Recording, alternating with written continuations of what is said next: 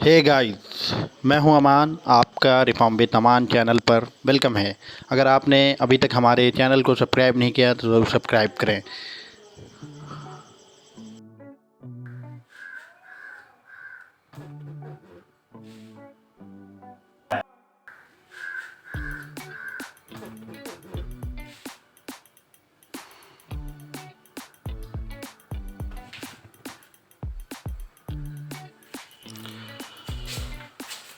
Welcome back.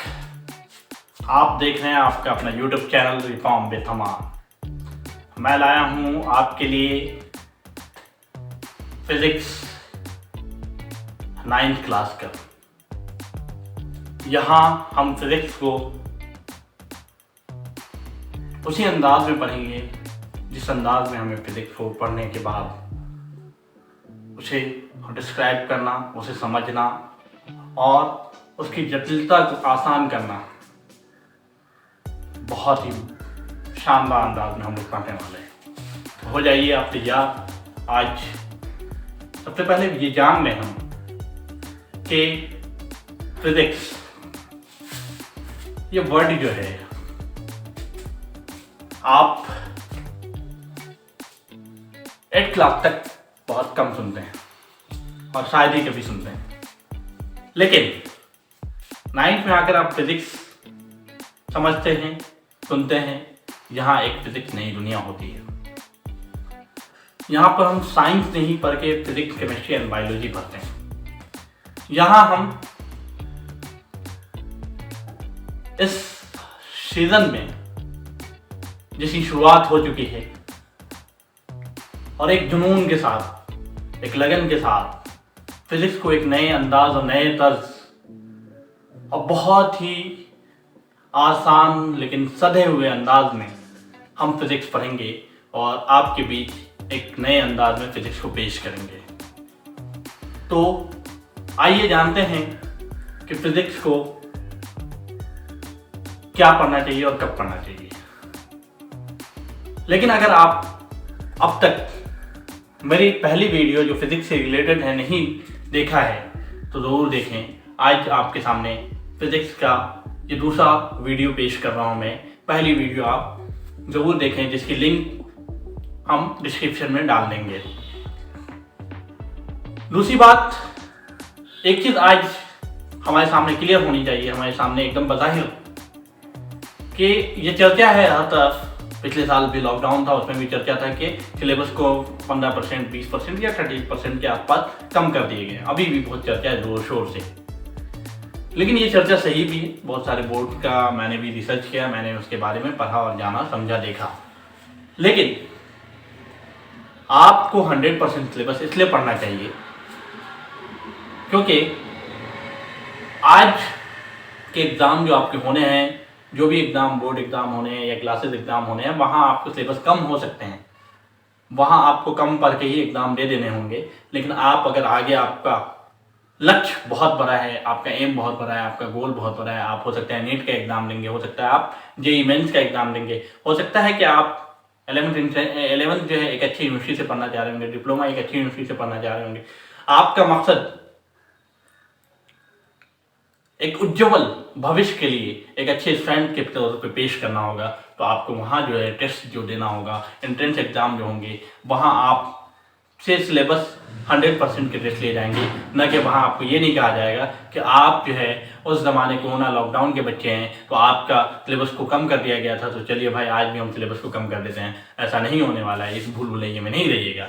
ये आज के बोर्ड एग्ज़ाम लेने वाले सिस्टम का एक पॉलिसी है कि वो कहते हैं कि सिलेबस कम करके हम जब एग्ज़ाम लेंगे तो कोरोना कम होगा, और अगर सिलेबस पूरा लेंगे तो कोरोना ज़्यादा होगा। ये सब एक तंजिया बात है, ऐसा कहा जाता है। और हकीकतन हम भी जानते हैं कि एग्ज़ाम आज के इस भाग दौड़ वाली ज़िंदगी में एग्ज़ाम सिर्फ एक माहौल बन गया है। एग्ज़ाम एक फेस्टिवल के तौर पे मनाया जाता है। एग्ज़ाम का मकसद हमारी ज्ञान को, हमारी नॉलेज को सामने पेश करना नहीं होता है। हमारी बस एक फॉर्मेलिटी है जिसे निभा दिया जाता है और एग्ज़ाम के बाद एक रिजल्ट आता है। रिजल्ट के बाद हम अगली क्लास की तरफ पेश हो जाते हैं। तो सिलेबस हमें पूरा पढ़ना है, इस बात को अपने अंदर मान लीजिए, अपने अंदर जमा लीजिए कि हम सिलेबस पूरा पढ़ेंगे। तो आज हम लोग शुरू करेंगे फिजिक्स का 9th क्लास का एक शानदार टॉपिक, जिसे हम पढ़ने से पहले एक बार फिर से आपका इस चैनल पर फिर से मैं स्वागत करता हूं और फिजिक्स की दुनिया में भी स्वागत करता हूं। फिजिक्स की दुनिया में आपका वेलकम है, एक ऐसी दुनिया में जहां हम फिजिक्स को एक नए अंदाज में, नए तर्ज पे पढ़ेंगे। उसका एक नया नज़रिया होगा, हर चीज़ को देखने और समझने का तरीका अलग होगा। इस बारे में हम जानेंगे और समझेंगे। आज हम लोग फिजिक्स 9 की मोशन चैप्टर को पढ़ेंगे। मोशन चैप्टर क्या है इसे जानेंगे। मोशन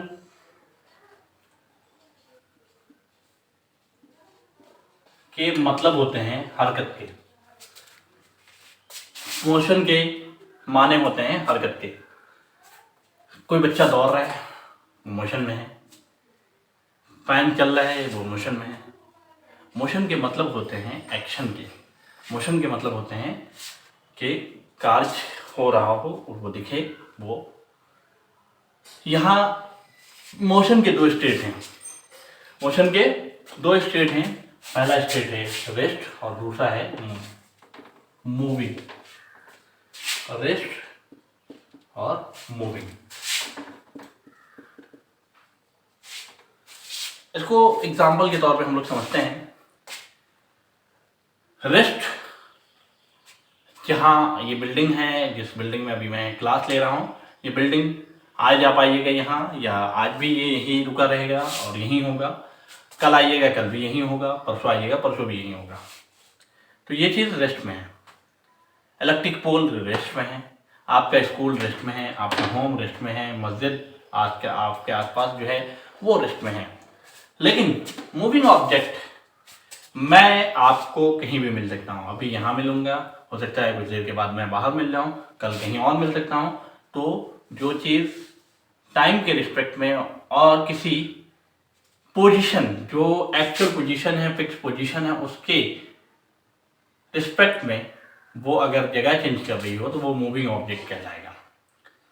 और जो चीज़ टाइम के रिस्पेक्ट में और किसी फिक्स पोजीशन या फिर जो एक्चुअल पोजीशन है उससे के हिसाब से उसके रिस्पेक्ट में अपनी जगह नहीं चेंज करे, उसे हम रेस्ट में कहते हैं। ये दो बेसिक चीज़, दो स्टेट पाए जाते हैं जो फिजिक्स में हैं और मोशन चैप्टर में पाए जाते हैं। यहाँ तक ये बात ठीक है। इसके बारे में हम लोग जब डिस्कस कर लेते हैं तो फिर आता है हमारा टॉपिक अगला, डिस्टेंस और डिस्प्लेसमेंट। ये यहाँ से अभी हमारी कहानी शुरू होगी मेनली इस चैप्टर की। तो पहला क्या है, डिस्टेंस है। आप डिस्टेंस को जब पढ़ेंगे, डिस्टेंस और डिस्प्लेसमेंट,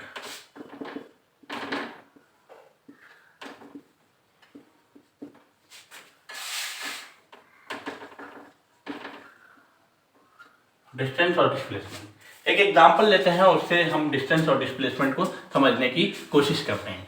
एग्जांपल ले लेते हैं कि ये आपका घर है, पॉइंट ए। यहां से आप चलना शुरू किए, इस तरीके से आए और आप यहां आ गए पॉइंट बी, आप अपनी कोचिंग पे। ये आपका घर है, जहां आप कोचिंग पे आ गए। ये जो रास्ता है ये हो गया डिस्टेंस। इसे हम लोग डिस्टेंस कहते हैं। बेसिकली जब हम इसे डिस्टेंस कहेंगे तो आखिर डिस्टेंस को हम डिस्क्राइब कैसे करेंगे, डिस्टेंस के बारे में बताएंगे कैसे। तो हम डिस्टेंस के बारे में कहते हैं कि initial point two final point के बीच, इनिशियल पोजीशन से फाइनल पोजीशन के बीच की सबसे लॉन्गेस्ट पाथ को हम डिस्टेंस कहते हैं। इनिशियल पोजीशन और फाइनल पोजीशन के बीच के लॉन्गेस्ट पार्ट को हम डिस्टेंस कहते हैं। इसमें ये माने नहीं रखता है कि आप किस किस डायरेक्शन होते हुए पहुंचते हैं। बस ये है कि एक रास्ता है, एक पाथ है, एक वे है जिसपे आप चलते हुए पहुंच गए। यहाँ ये सबसे लंबा होगा, इससे शॉर्टेस्ट कुछ नहीं होगा। ये डिस्टेंस कहलाता है। इसी में इसमें सिर्फ मैग्नीट्यूड होता है। ये बेसिक बात अभी हम लोग जानेंगे।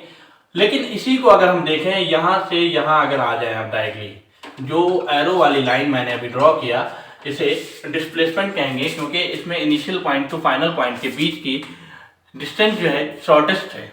इसका जो पाथ है सबसे शॉर्टेस्ट पाथ है, इसलिए हम इसे डिस्प्लेसमेंट कहते हैं। इसकी दोनों की कुछ बुनियादी बातें हैं जिसे हम अभी जानेंगे और समझेंगे। पहली बात जो है वो ये है कि इसमें डिस्टेंस में मैग्नीट्यूड होता है, ठीक है। इसमें मैग्नीट्यूड और डायरेक्शन दोनों होते हैं। इसमें सिर्फ मैग्नीट्यूड होता है, इसमें मैग्नीट्यूड और डायरेक्शन होता है। हमने अपने पिछली वीडियो में ये डिस्कस किया था कि जिससे ऑब्जेक्ट में सिर्फ मैग्नीट्यूड हो, जिस चीज़ में सिर्फ मैग्नीट्यूड हो, वो कौन सा चीज़ होगा बताइए। तो हम लोगों ने पिछले वीडियो में ये डिस्कस किया था कि जिसमें सिर्फ मैग्नीट्यूड होगा वो स्केलर क्वांटिटी कहलाएगा, और जिसमें मैग्नीट्यूड और डायरेक्शन दोनों होगा वो वेक्टर क्वांटिटी कहलाएगा। वो क्या कहलाएगा? वेक्टर क्वांटिटी कहलाएगा। ये इसके बेसिक कुछ टर्म हैं, हमें टर्म को बहुत अच्छे अंदाज में समझना चाहिए। उसके बाद बात होती है कि इन दोनों के बीच जो है लेंथ के बेस पे, जो लेंथ ही है ना, ये सबसे लॉन्गेस्ट पाथ वाली जो लेंथ है इसे हम डिस्टेंस कहते हैं, और शॉर्टेस्ट पाथ वाली लेंथ को हम डिस्प्लेसमेंट कहते हैं। तो इसी दोनों के बीच जो कहानी बनी हुई है इससे हम क्या जानते हैं, तो हम देखते हैं कि डिस्टेंस जो है कभी भी निगेटिव नहीं होगा, हमेशा याद रखिएगा। लेकिन ऑलवेज, ये क्या होगा? Always positive.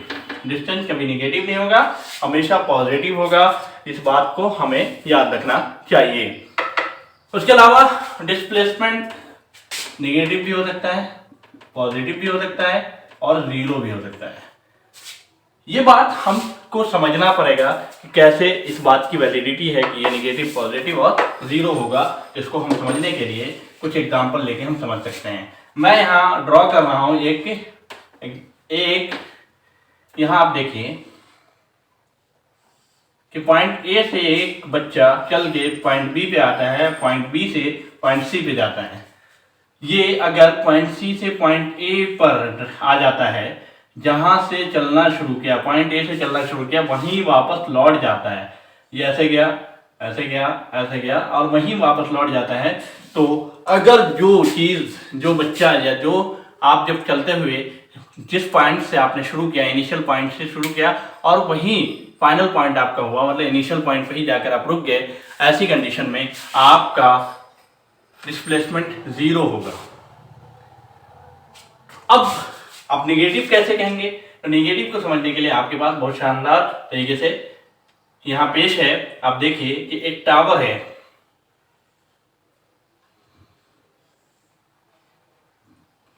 ये क्या है? टावर है। ध्यान से, इस पे एक बच्चा चढ़ा हुआ है टावर पे, और ये बच्चे के हाथ में गेंद है जिसे हम बॉल कहते हैं। इसने बॉल को उछाला। इस टावर की लेंथ 10 मीटर है। इस बॉल को उस बच्चे ने उछाला, बॉल ऊपर की तरफ गया और यहां जाने के बाद बॉल जो है वापस लौट जाती है। क्या बॉल यहां रुक जाएगी? नहीं, बॉल जो है नीचे आएगी। जब कोई चीज, जब बॉल नीचे आएगी, ऐसी कंडीशन में यहां डिस्प्लेसमेंट निगेटिव हो जाएगा। इसका ये मतलब हुआ कि अगर कोई चीज अपने इनिशियल पॉइंट से इनिशियल पॉइंट के दूसरे डायरेक्शन में, अपोजिट डायरेक्शन में जाती है, तो ऐसी कंडीशन में वो निगेटिव हो जाता है। इसका एक एग्जांपल ये है कि आप हमारे सामने एक वॉल है, इस वॉल पे मैंने अपने यहां से एक बॉल फेंका। बॉल अगर वहां से वापस आई और मैंने यहाँ कैच कर लिया, अगर मैंने यहाँ कैच कर लिया, जहां से मैंने फेंका वहीं कैच कर लिया, तो इस कंडीशन में यहाँ क्या होगा कि डिस्प्लेसमेंट जीरो होगा। अगर इस बॉल को मैंने कैच नहीं किया और बॉल मेरे पीछे चली गई, अपोजिट में चली गई, तो इस कंडीशन में क्या हो जाएगा? डिस्प्लेसमेंट निगेटिव हो जाएगा। और यहां आपने देखा कि ये पॉजिटिव का एग्जांपल है कि इसमें ये सबसे शॉर्टेस्ट है, इसमें पॉजिटिव का एग्जांपल है, ये पॉजिटिव हो जाएगा इसका। और इस बात को के बाद एक दो चीजें और है जिसे हमें समझना चाहिए, वो ये है कि डिस्टेंस से कभी बड़ा नहीं होगा डिस्प्लेसमेंट, इसलिए मैंने इसे कैंसिल करके दिखाया। डिस्टेंस से कभी बड़ा नहीं होगा डिस्प्लेसमेंट। उसके बाद एक और है कि डिस्टेंस बड़ा या बराबर होगा डिस्प्लेसमेंट के। ये बेसिक पॉइंट है, जल्दी से रिवाइज करते हैं कि डिस्टेंस में सिर्फ मैग्नीट्यूड होगा, मतलब कि डिस्टेंस में ये माने नहीं रखता कि वो किस डायरेक्शन से होते हुए आ रहा है, बस ये माने रखता है कि उसकी पाथ का लेंथ क्या है, इसलिए उसमें सिर्फ मैग्नीट्यूड होगा। इसमें सिर्फ मैग्नीट्यूड है इसलिए ये स्केलर क्वांटिटी होगी और ये कभी भी नेगेटिव नहीं होगा, ये हमेशा पॉजिटिव होगा। उसके बाद के डिस्टेंस में मैग्नीट्यूड होगा और इसमें ये कंडीशन होनी चाहिए, हर हाल में इसमें अप्लाई होगा कि इसकी डायरेक्शन पता होगी, तभी ये डिस्प्लेसमेंट कहलाएगा। और जब डिस्टेंस किसी चीज़ में, किसी क्वांटिटी में अगर मैग्नीट्यूड और डिस्प्लेसमेंट, मैग्नीट्यूड और डायरेक्शन दोनों चीज़ें हो तो उस कंडीशन में वो वेक्टर क्वांटिटी कहलाती है। ये निगेटिव भी हो सकता है, पॉजिटिव भी हो सकता है, जीरो भी हो सकता है। इसके कई एग्जाम्पल के बेस पे हम लोगों ने इस टॉपिक को पढ़ा और समझा। आगे हम लोग चर्चा करेंगे। इस टॉपिक को सही ढंग से समझने के बाद हमारे इस चैप्टर में अगला टॉपिक है जो और भी शानदार टॉपिक है, जिसे पढ़ना जरूरी है। लेकिन बच्चों यहाँ पे एक बात ध्यान देने की जरूरत है, वो ये है कि 9th को सही से समझकर और सधे हुए अंदाज में, सिंपल अंदाज में पढ़ना इसलिए बहुत ज़रूरी है क्योंकि 11th में आपको 9th के सिलेबस को ही पूरी तरह से रिवीजन, समझिए अपग्रेड रिवीजन करवाया जाता है। इसलिए आप ढंग से पढ़ें, जम कर पढ़ें और एक जुनून के साथ पढ़ें। और मेरा साथ देने के लिए आप कमेंट सेक्शन में ज़रूर बताएं कि इसमें क्या अपग्रेड किया जा सकता है। तो आइए अगले टॉपिक की तरफ बढ़ते हैं। अगला टॉपिक हमारा है speed and velocity. Speed and velocity को जब हम देखते हैं तो क्या है स्पीड और वेलोसिटी? आम हालत में, जब आम कंडीशन में हम लोग बात करते हैं वहाँ स्पीड और वेलोसिटी दोनों सेम चीज़ें लगती है। स्पीड क्या है भाई? स्पीड को डिस्टेंस अपन टाइम कहते हैं। स्पीड को क्या कहते हैं? डिस्टेंस अपन टाइम। और डिस्प्लेसमेंट यहाँ आ जाता है वेलोसिटी में, ये डिस्प्लेसमेंट में काम करता है। मतलब ये समझ में आ जा रही है हमको बात कि, लेकिन एक बात आपको पता होगा कि आम तरीके से या अब तक 8th क्लास तक हम लोग डिस्टेंस और डिस्प्लेसमेंट को एक जैसी चीज़ समझ रहे थे। यही फर्क की वजह से ये दोनों चीज़ भी एक ही जैसी चीज़ लगती है। हम जानते हैं कि इसके अंदर नहीं है डायरेक्शन, इसका मतलब क्या है? ये स्केलर क्वांटिटी है। इसका मतलब क्या है? ये स्केलर क्वांटिटी है और इसके अंदर डायरेक्शन है, तो ये कौन सी क्वांटिटी हो जाएगी? वेक्टर क्वांटिटी हो जाएगी। ऐसी शानदार लाजवाब अंदाज में हम लोग जब पढ़ रहे हैं तो यहाँ इसका फॉर्मूला भी हम जानते हुए चलें, आगे बढ़ें। तो ये क्या है कि भाई स्पीड को हम क्या कहते हैं? v से डिनोट करते हैं। डिस्टेंस को d से डिनोट किया जाता है, लेकिन आप s लिख सकते हैं, s/t। इसको भी हम v से ही डिनोट करते हैं, ये s/t ही लिखाएगा। तो ये हो गया हमारा फॉर्मूला बच्चों। उसके बाद इसके हम यूनिट पे बात करने के बाद इस टॉपिक को एंड करेंगे। यूनिट क्या होगा? आप डिस्टेंस की यूनिट क्या होती है? मीटर, और टाइम की सेकंड। इसलिए इसका SI यूनिट होगा हमारे लिए मीटर पर सेकंड या मीटर सेकंड। वैसे इसका भी मीटर सेकंड, इसका SI यूनिट भी क्या होगा? मीटर पर सेकंड। या इस टॉपिक से रिलेटेड अगर आपके पास कोई सवाल है तो आप हमें कमेंट सेक्शन में बता सकते हैं। हम इसको समझे। स्पीड क्या है? स्पीड ये है कि पर यूनिट टाइम में कोई डिस्टेंस कितना कवर करता है, ये स्पीड है। और पर यूनिट टाइम में कोई डिस्प्लेसमेंट कितना कवर करता है, ये इसका वेलोसिटी है। तो बच्चों हमने 9th क्लास का मोशन चैप्टर का कुछ टॉपिक को शानदार तरीके से पढ़ा। हमें इंतज़ार रहेगा आपकी कमेंट का हमारे कमेंट सेक्शन में। आप हमारे कमेंट सेक्शन में ज़रूर आएँ और अगर आपने अब तक इस चैनल को सब्सक्राइब नहीं किया तो सब्सक्राइब करें। Thanks for watching.